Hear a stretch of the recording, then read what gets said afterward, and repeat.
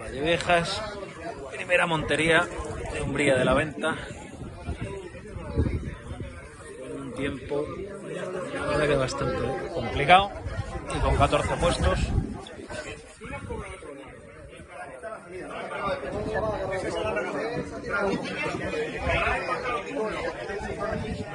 A ver, un segundito. Me la han encontrado.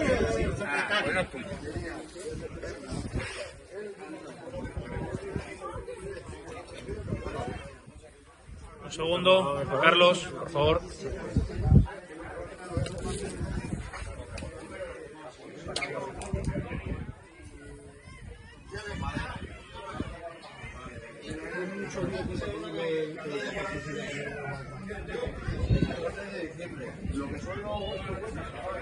Un segundo.